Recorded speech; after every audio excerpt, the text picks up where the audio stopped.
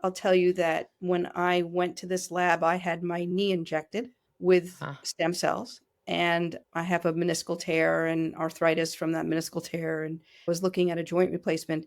And it's been probably 5 weeks now, and I no longer have fluid in my knee, behind my knee, which is called a Baker cyst. I no longer have pain when I go up and down the stairs. I have a lot more function in a very short amount of time.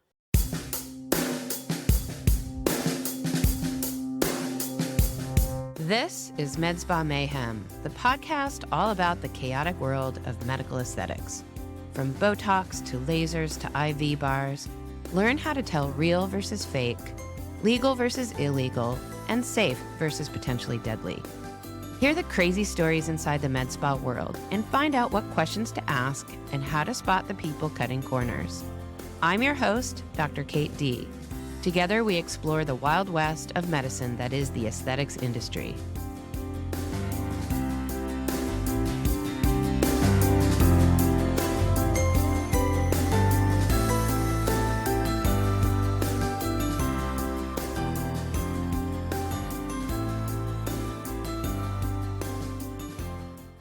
Hi, this is Dr. Kate D, and I am back today talking with Judy Rubin. She is an internal medicine doctor who has been practicing for a long time now. I'll let her tell you how long. And she has been practicing aesthetics for almost as long as she's been a doctor. She has a medical spa up in my neck of the woods in the Pacific Northwest, not too far, maybe an hour away, and has been on the podcast a bunch of times before. And today we are talking about the latest hot topic in aesthetics, exosomes, and what they're good for, why are they up and coming, and how are we using them, and what are we waiting for? So, Judy, thanks so much for being back on the podcast today. Thank you so much for inviting me. I love doing podcasts with you. It's always been really fun. And I think it would be really great to start with what is an exosome and why is it useful and what do we use it for? What can it be used for? So, do you want to start explaining what an exosome is for people? Sure. An exosome is a small vesicle created by cells, and it is used for cell-to-cell communication. Well, So, that's the fastest explanation I think yeah, I've ever it's heard. kind of like a And hormone. yeah, I mean, I think the way I've explained it before is that back when I was in med school, we didn't know about exosomes, right? And we thought that cells secreted growth factors and hormones, other transmitters, naked that flowed through outside the cell and landed on another cell and caused a signal to happen for the cell to do something. And then somewhere around, I don't know, 20 years ago, maybe, exosomes were discovered. And it turns out that they're not really secreted naked by a cell. They're actually packaged in these little bubbles, these little containers that we're calling vesicles or exosomes. It's a membrane bound thing, but it's not a cell, right? It's a little packet of signals. So it turns out that cells actually use exosomes, not naked molecules, to communicate.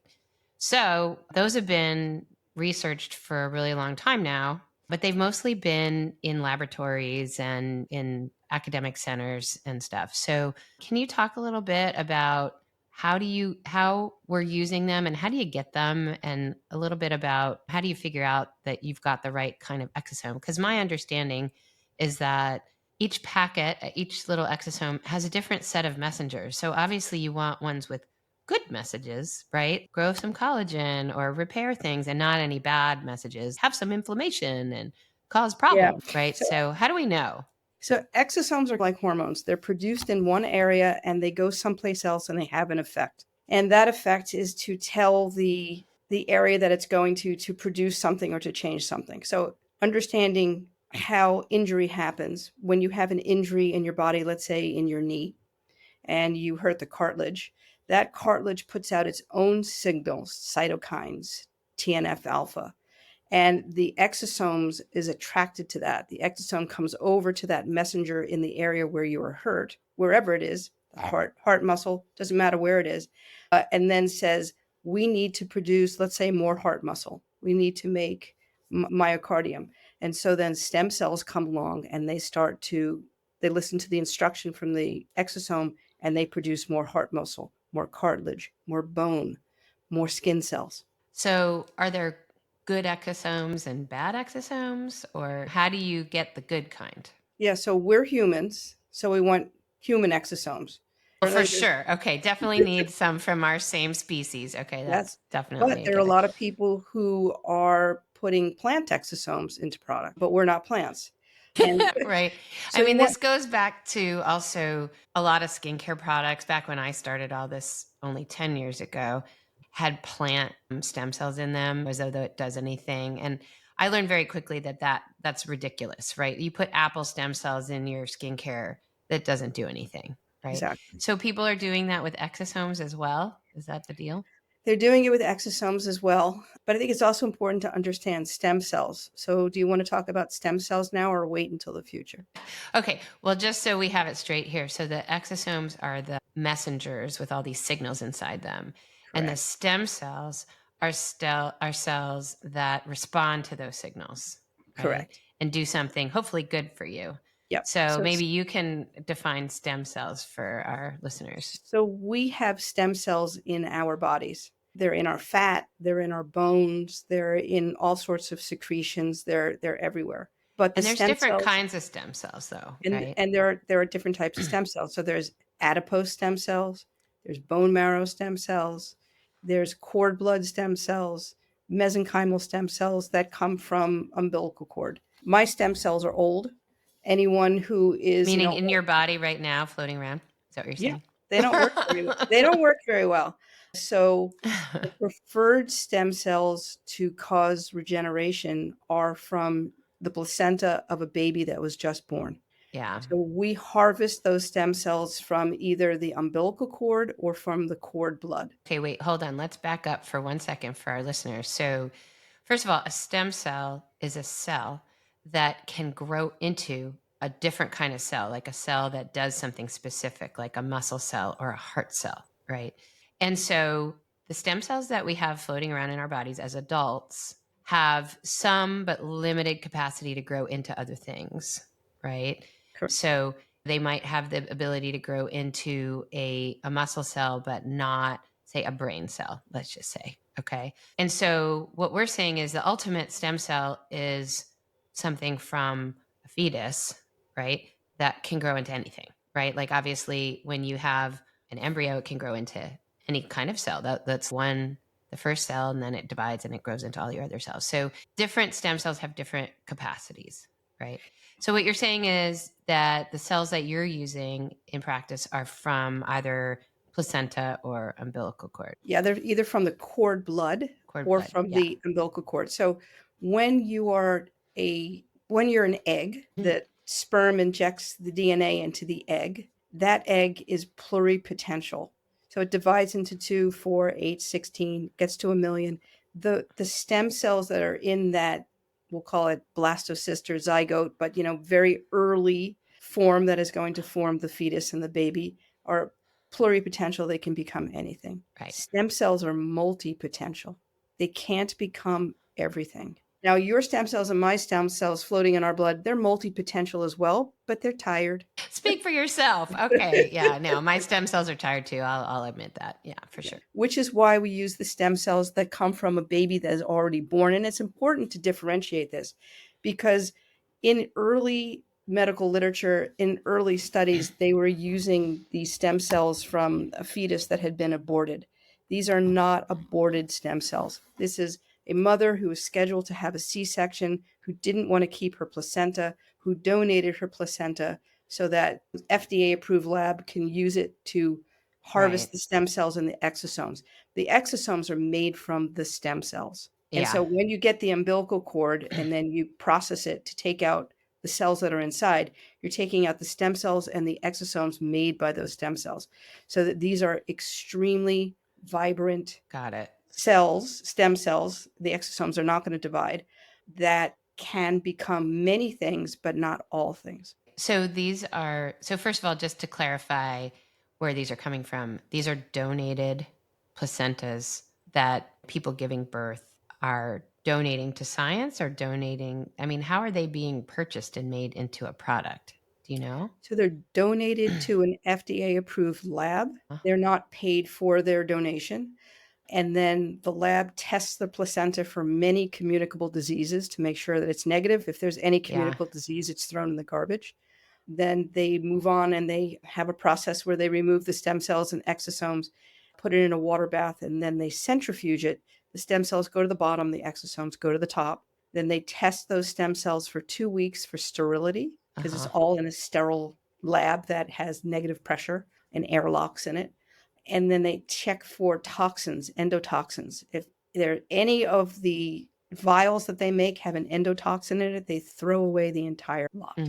So very sterile, very clean. And no how many disease. labs are there that are doing this kind of thing that you know? I don't know the We answer don't to that know. question. Good Okay. question. I know that the lab that I purchased my stem cells and exosomes from is FDA approved, and I toured the lab to make sure that it was It's extremely real. clean and sterile. Yeah. Yeah. I mean, I remember this is now 20 years ago since my twins are 20, but I remember being asked whether I wanted to either donate or collect the cord blood and keep it like in case somehow that was going to help me someday. Science really wasn't there back then to actually do anything with that, but we've come a long way. Okay. So that's where you're getting it. I have to say that the exosome world. So if you go and call your average med spa across the country, hey, do you have exosomes? Chances are they'll say yes. And then the question is, what kind of exosomes are you getting? Because exosomes are all over the map. So some people are using them again, like from plants. Some people are using ones that are prepared that are just not done properly. So like they're all broken up. They're not whole vesicles. They're not real functional. And so there are a lot of companies that are in the quote unquote exosome business that aren't really producing real exosomes or useful exosomes, and they're not really doing studies on them. There are no exosomes that are FDA approved because it's a biological product, right? It's not a drug.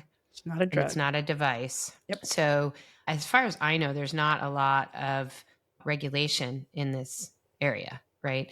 So my understanding is that there are a lot of manufacturers putting exosomes out there that are just a bunch of garbage. So I don't think that they're necessarily harmful, but I don't think they're going to do anything. So I personally, when exosomes started being popular, I was looking into it, and I didn't find anything back then, just a few years ago, that I could count on being quality and useful. Other than that one brand, there's the one brand that makes skincare products. I'll just name it. It's called Plated. And those are platelet derived exosomes. And we know like platelets are involved in healing, and the exosomes that they produce are really helpful, right? They're healing exosomes. And this one company was founded by these two MD, PhD researchers from Mayo Clinic. And they make a topical skincare product. It's not an injectable the way the most of exosomes, we think of them as injectable, right? Or usable in surgery or in injections in joints or skin wound healing and stuff. So I have done a bunch of research in that, but I've not toured an exosome facility or a stem cell facility. So you've done way more research than I have. So I'm curious. So you get your exosomes and stem cells from that one facility. And then, so what are you doing with them now? So there's lots of applications for exosomes and stem cells. I'll tell you that when I went to this lab, I had my knee injected with stem cells, and I have a meniscal tear and arthritis from that meniscal tear, and was looking at a joint replacement. And it's been probably 5 weeks now, and I no longer have fluid in my knee, behind my knee, which is called a Baker cyst. I no longer have pain when I go up and down the stairs. I have a lot more function in a very short amount of time. So applications for stem cells, injections into joints. You can also use it topically for people who have ulcerations or wounds that are not healing. You can combine cord blood stem cells with exosomes and administer it intravenously. And then you can. What would you do? What would that do if you're taking it systemically? So you're using newborn stem cells and exosomes, and you put it in intravenously, and it goes to sites of inflammation. So the exosomes are called to any place where you have inflammation or injury, and then it calls the stem cells to it. So you can use it. It also will go into the brain because it goes through your entire circulation.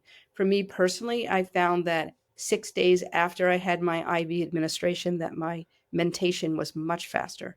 My ability to learn, my ability to retain. So you're admitting that you've slowed down a little bit in your I old have age. slowed down, yes. But now I have sped So up. wait, did they cross the blood-brain barrier then? So they are in the circulation. So it's Mm-hmm. going to go into your carotid arteries, and then it's going to go to the circle of Willis, and it's going to go to your brain. But if you want to put exosomes into the central nervous system, really the only way to do that is through a spinal tap. Ah, Now, there okay. is some research on administering it via sphenocath to go across the cribriform plate. So exosomes are tiny. They're 10 nanometers to 100 nanometers in size. And the cribriform plate is permeable to anything less than 400 nanometers in size. So So they're exosomes will get through when exos- stem cells shouldn't, right? exact, Yeah. exactly. So you can use exosomes to treat things like Parkinson's disease or someone who's had a stroke or Well, patients. have there been, I mean, if that were true, if there were studies to show that that were really effective, then ultimately that would get approved and actually be covered by insurance. One would think, but it's not a drug, and there's no drug company. So So nobody's there's doing those trials. there's plenty of literature in articles in the medical literature about stem cells in joints and the regrowth of cartilage. There isn't a preponderance of literature on exosomes other than we need to study this more carefully because there is some reason to study this. There are people, though, who are collecting observational data on patients they've treated with exosome, nebulizing it through the cribriform plate. Interesting. So what are you using it for in your practice on your patients? So presently, we are injecting joints and we're doing intravenous stem cells and cord blood stem cells and exosomes.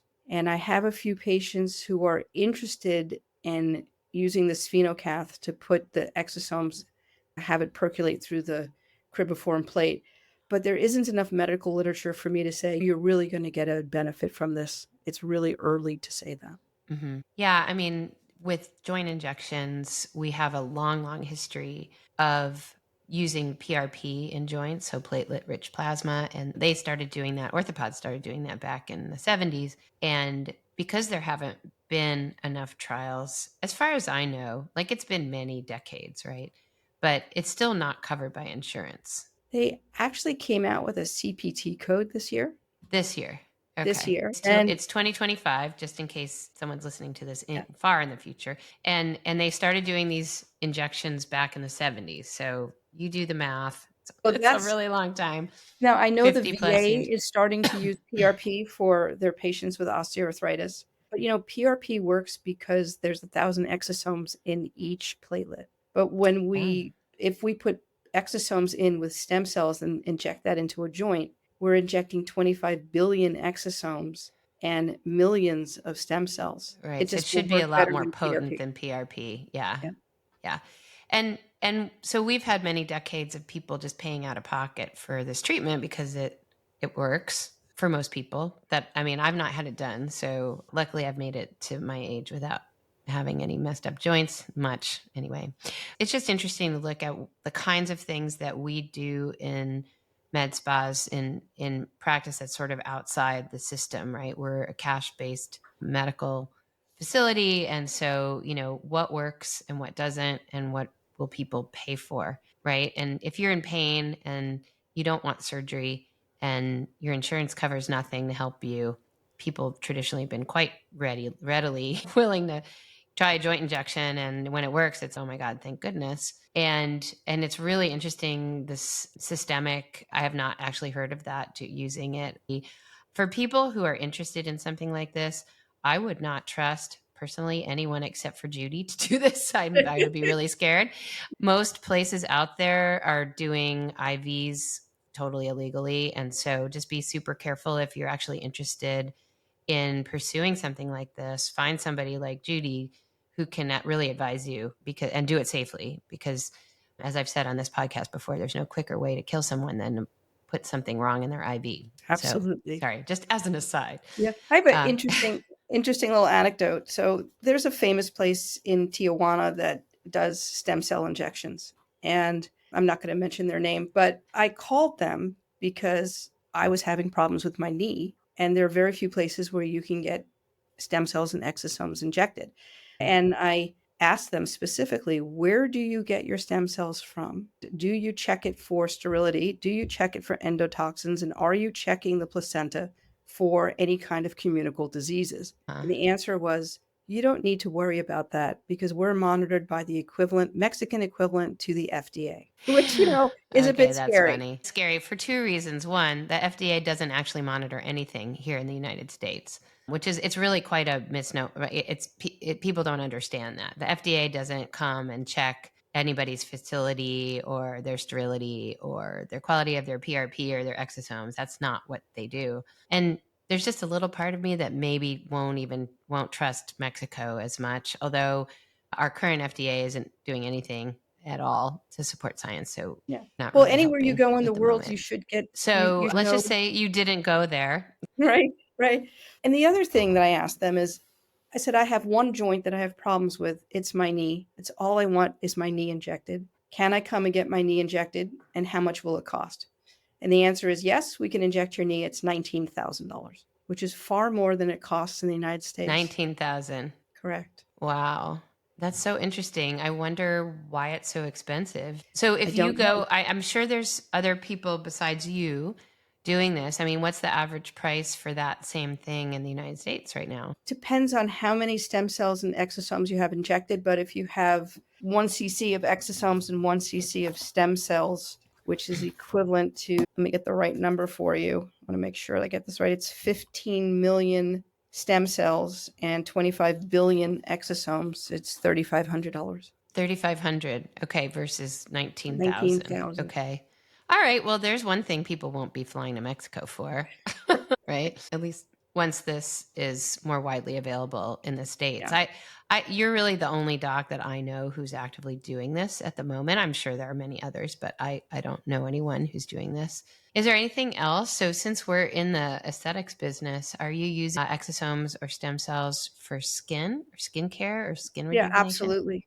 We microchannel exosomes into people's skin. So Mhm. just like we can buy the plated product that has exosomes in it, but I can buy sterile exosomes and add some normal saline to it and then microchannel it into the skin, which will Mhm. increase collagen and elastin much more rapidly than putting it on top of the. Yeah, that's awesome. Well, now I'm curious to know how much that costs. I haven't really set the price yet. That's one of the things that has been difficult because most suppliers of these exosomes, even if it's garbage, it's very, very expensive. So people are charging anywhere from 1,500 to 3,500 just to apply one application of exosomes post procedure, whatever.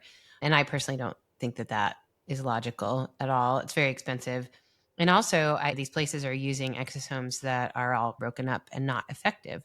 So it doesn't make sense to spend a lot of money on something that you don't really know is quality, right? So as we talked about, like, it's really important to make sure you're trusting your provider and that they're actually doing all the research for you, because there's no way you can research this and figure out that this facility is producing high quality exosomes. So I would suggest to anyone Meaning who's going to our have listeners. I would suggest to anyone who's going to have stem cells and exosomes put in their body in any way, shape, or form to ask their provider to provide the information on that product that substantiates the sterility of it, the lack of endotoxins, and the fact that it was tested for communicable diseases. Every patient has that right, and we give that to every patient so they understand that they're safe. Yeah.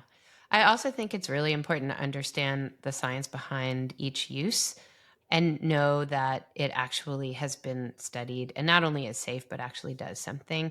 We talked about on the podcast last year a case of a stem cell clinic here in the Seattle area that was selling basically useless, very expensive stem cell treatments to people who had no hope with various medical diseases. They were selling it as a cure-all, and those stem cells that they were using were useless. They were garbage. They were all broken up bits. They weren't real cells. They weren't stem cells. And this clinic got shut down ultimately because when COVID hit, they were selling the same treatment as a cure for COVID, which of course it didn't do. But mostly they got caught on consumer fraud charges, right? So it wasn't like medical malpractice or anything, but it was essentially a case of false advertising.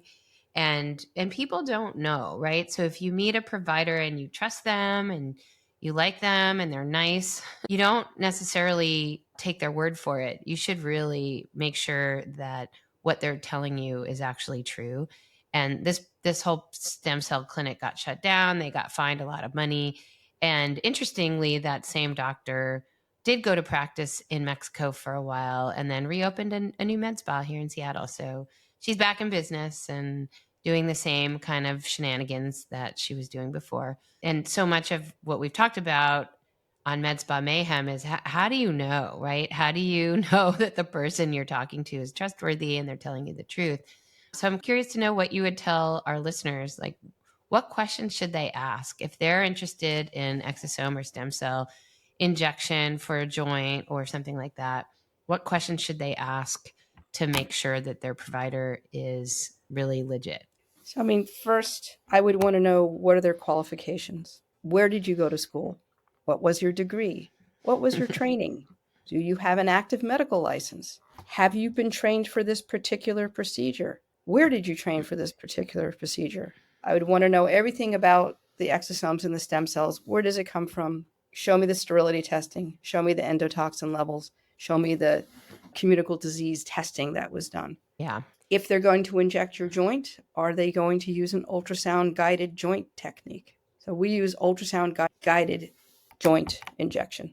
I want to see the product go into the right place. That's about it. Oh, you know what? And the other thing is, I never tell people that this is going to fix their problem. This is very early days. Now we have a lot of studies that show that cartilage will regrow in joints that you inject with stem cells and exosomes, but that's not a guarantee. Every person is different.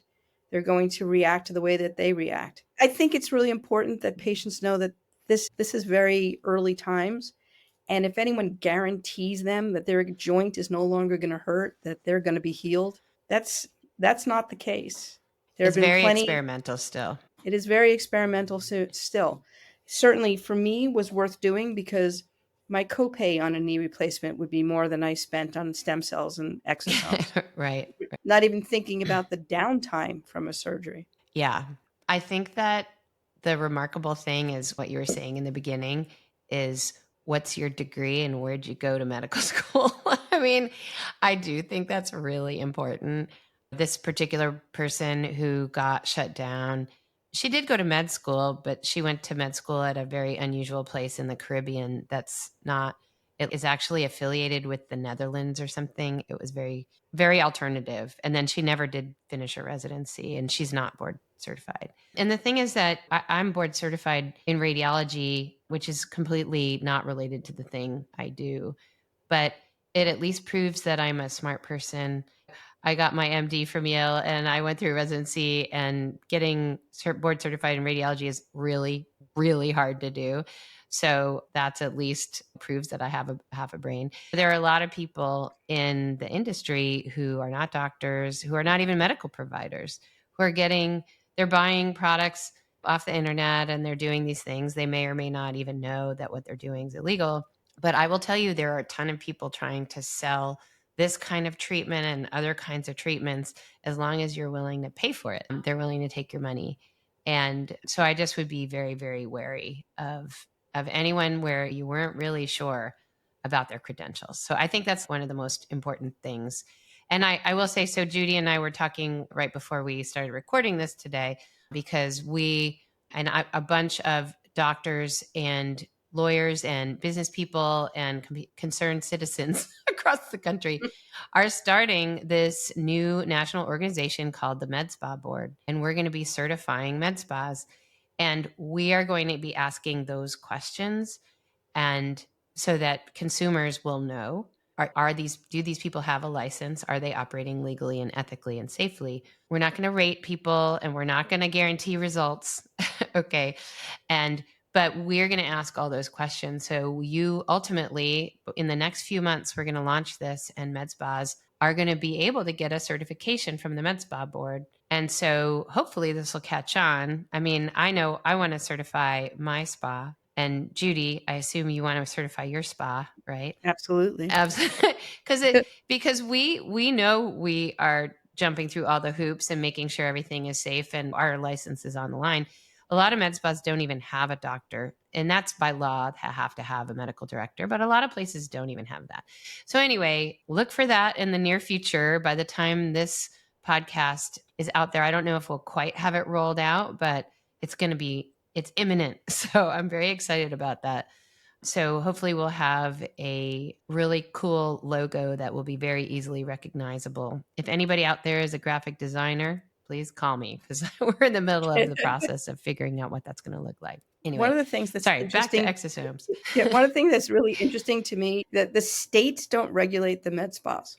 I think it's fantastic that you're creating this med spa board, but at the same time, I think it's interesting that you, a physician, has had to create this board versus the states themselves who don't regulate the med spas. Well, they're And regulated. so They're just not enforced. There's no yeah, enforcement. And basically, there's no enforcement until someone's dead. And even those cases that have happened, there have been people dying at med spas.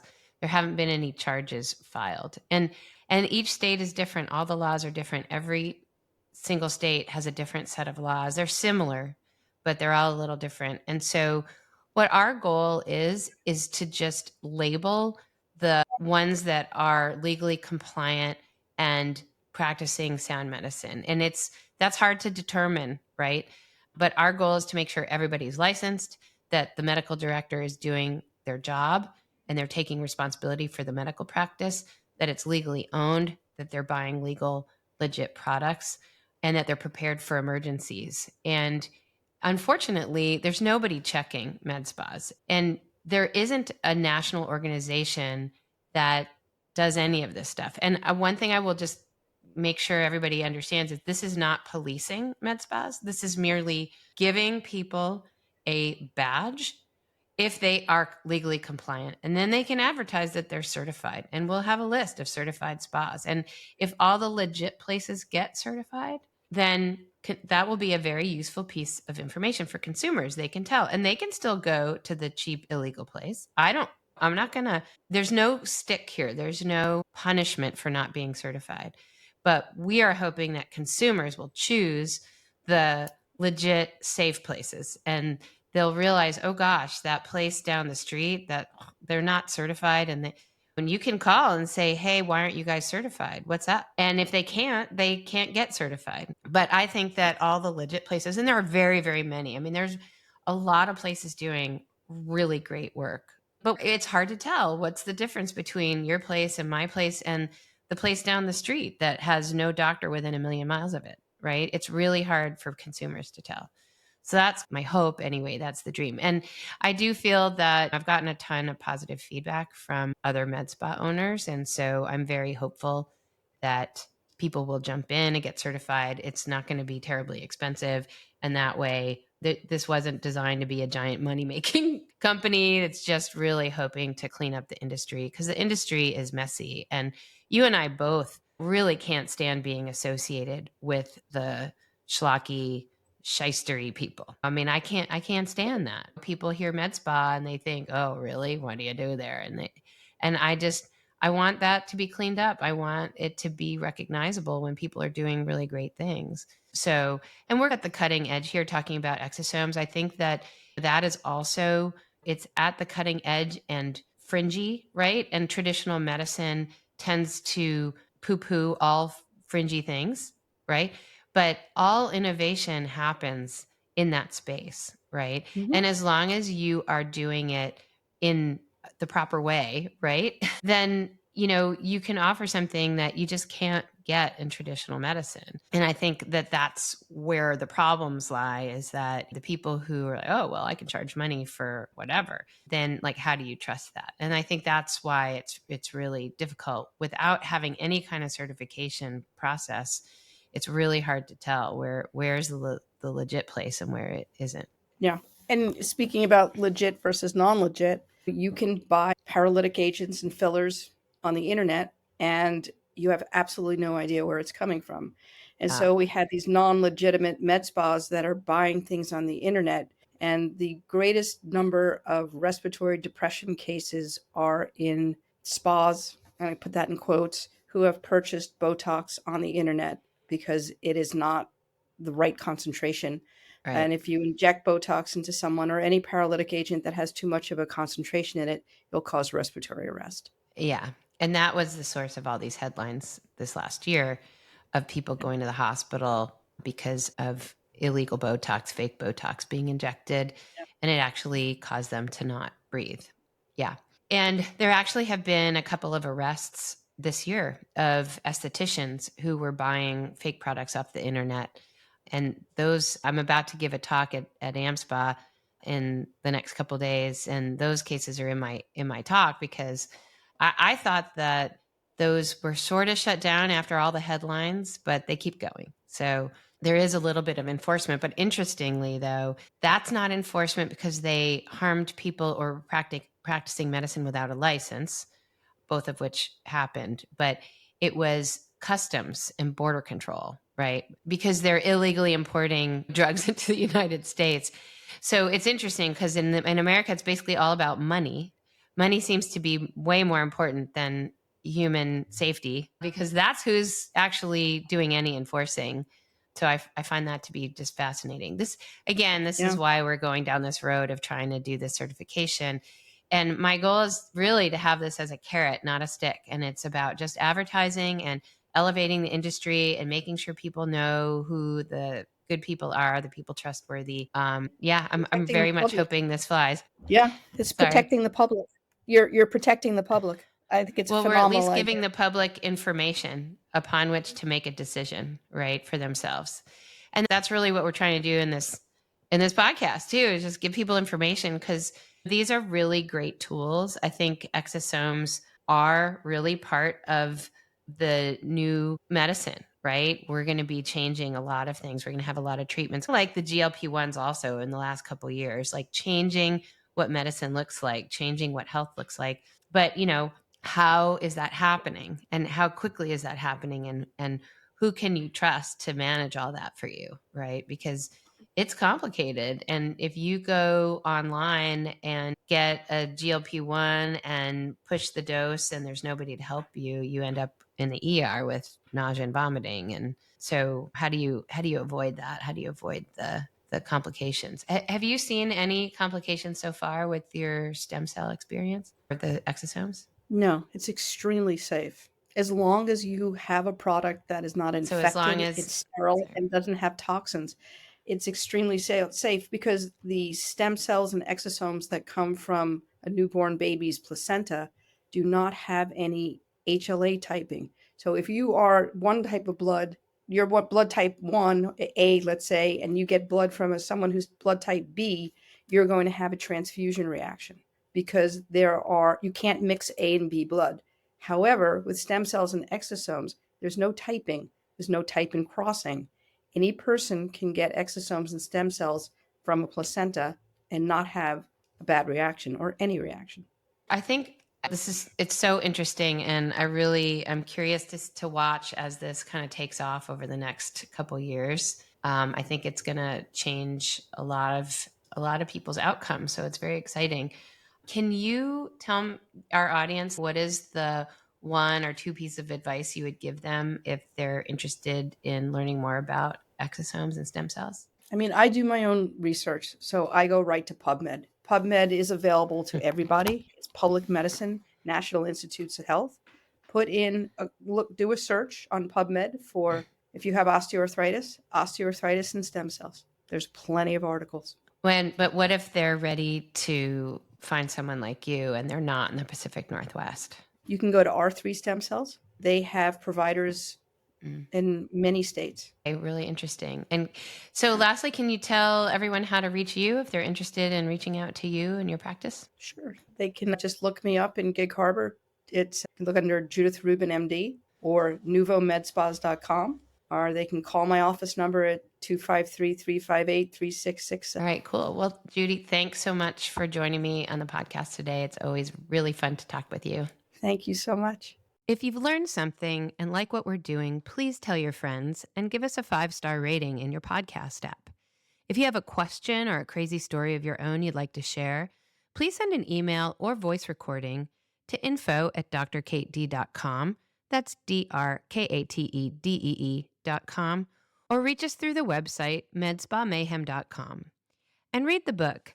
MedSpa Mayhem is available everywhere books are sold. Thanks for listening.